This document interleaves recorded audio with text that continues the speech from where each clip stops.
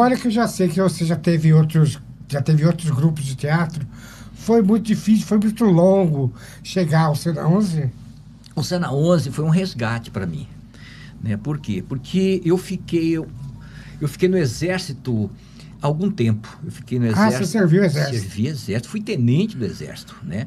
Durante a ditadura militar. E aí, quando eu descobri... E você era da linha dura? Eu entrei na linha dura quando fui fazer direito, Nock. Eu fui fazer direito a mando do Exército, né? Porque eu tinha que ser um dos infiltrados lá. Quando eu cheguei lá, eu me encantei com o movimento estudantil.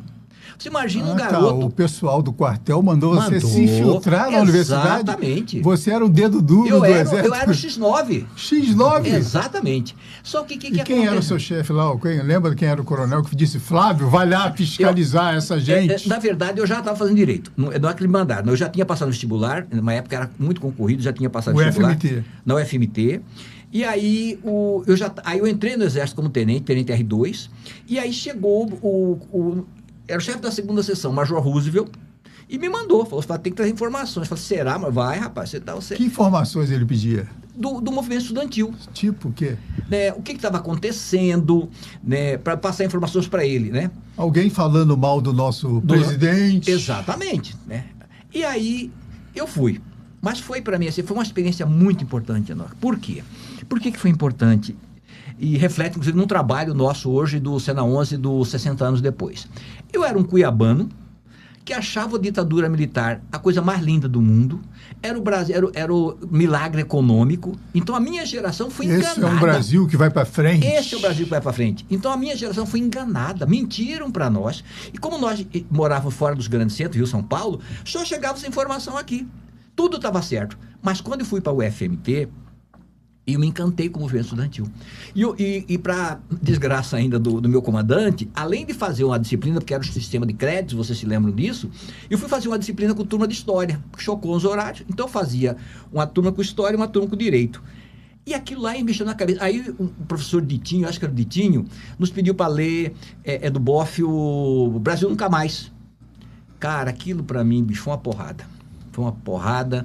Aí aquele dossiê do Dom Evaristo Arnes. Dom Evaristo Arnes, exatamente. E na época o Boff teve o voto de silêncio para ele, eu acho que foi isso, pro Você Pedro tá falando também. do Leonardo Boff? Leonardo Boff. Né? E também pro Pedro Casaldália, foi a Ordem do Vaticano, a Ordem de Silêncio. Então aquilo tudo bagunçou minha cabeça. Eu com 19 anos, que até então achava que o mundo era maravilhoso, o Brasil era maravilhoso, sabe? Fiquei mais uns 2, voltei para o comandante, não dá, como não dá? Ou o senhor me tira de lá, ou ao invés de eu trazer informação, estou sendo leal com o senhor. Ao invés de eu trazer... O comandante queria o relatório. O X9. Exatamente.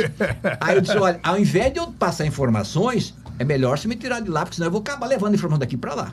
Aí ele me deu uma esculhambada legal, saí de lá, parei. Mas aquilo lá, eu fiquei mais 3 anos, sabe, e não consegui. Foi exatamente isso. Aí eu saí, pedi demissão, saí do Exército, e fui lá, o que eu sabia fazer, alguma coisa era dar aula, que eu pensei, né? E aí fui dar aula, fui lecionar, aí passei no concurso na UFMT, fui lecionar na UFMT, fui lecionar... Professor de Direito. Né? Na UFMT. Você se formou em Direito e foi dar aula de Direito. Aula, exatamente. E também lecionava língua portuguesa no Colégio Isaac Newton. Exatamente, isso é. E aí, fiquei um tempo na UF, depois saí, fiquei estudando Isaac Newton. E no Isaac Newton, que na época era muito doído o UFMT, a gente ganhava lá um salário mínimo, uma coisa assim. E o Isaac Newton não, era uma escola particular que me ofereceu 4 vezes mais.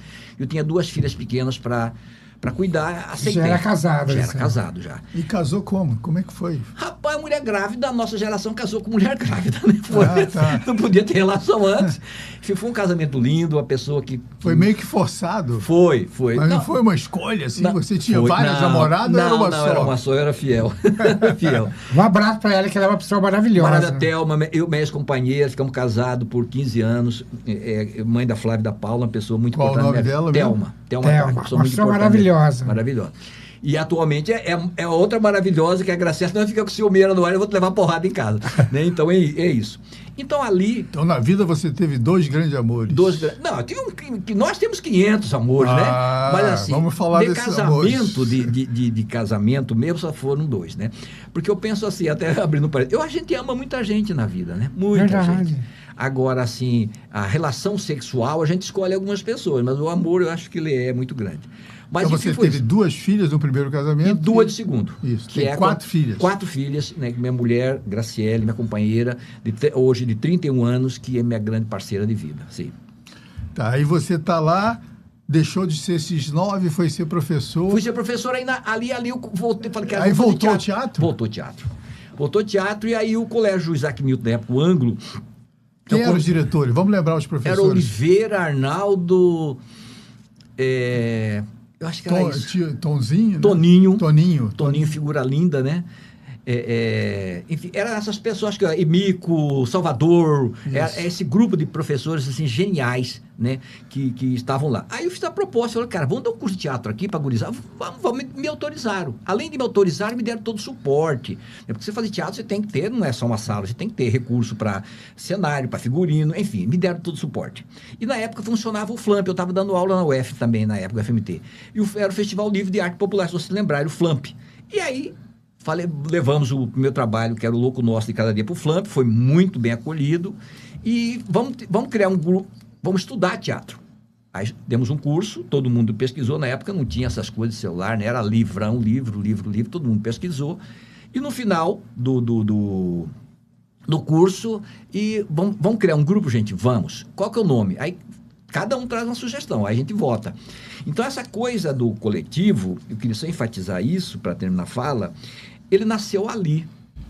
Eu vi a importância de que o teatro não se faz, porque na época era um teatro de um diretor, tinha uma dramaturgia escrita, o diretor mandava, todo mundo obedecia. E eu tinha dificuldade já com autoridades, já por conta do meu passado, essa história do exército, não quero mais ter minha vida, não. Vamos fazer um processo que todo mundo opina. E ali todo mundo opinou, e o nome que surgiu, defendido pela uma atriz nossa na época, chamada Ana Paula, Cena 11, por que o nome Cena 11? Né? Porque ela vinha de um outro trabalho, que a melhor cena, a cena mais importante, ela é a número 11. E aí votou, ela defendeu, todo mundo concordou, e ali nasceu Isso, a Cena 11 hoje tem quanto tempo? 37 anos. E quem estava, quais os nomes que estavam na origem? Alguns continuam até hoje? As pessoas que estavam na origem, naquele primeiro trabalho, está o Clodoaldo Arruda. O Clodoaldo não está mais conosco, inclusive ele fez a MT Escola, é um grande bailarino. Né? Tá o Aquiles é um argentino, ele voltou para a Argentina, eu me lembro, Daniela, a Daniela é do jornalismo, vocês vão lembrar, a filha da Lívia Melhorança. Eu sei. Então, a Dani está em Sinop agora, a Dani foi o primeiro... Daniela Melhorança está em Sinop. Está em Sinop, isso, Dani é uma pessoa importantíssima na minha vida, não só no teatro. Então, a Dani, eu acho que são essas pessoas que eu me lembro que estavam no trabalho. A Tânia Tax, né? Eu acho que são que eu me lembro de memória, são essas pessoas, é isso.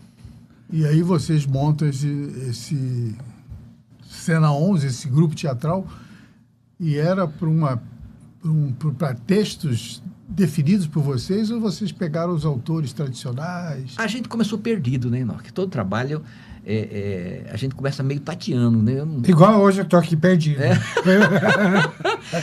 A gente que trabalha com o coração, a gente nunca tem muita certeza, né?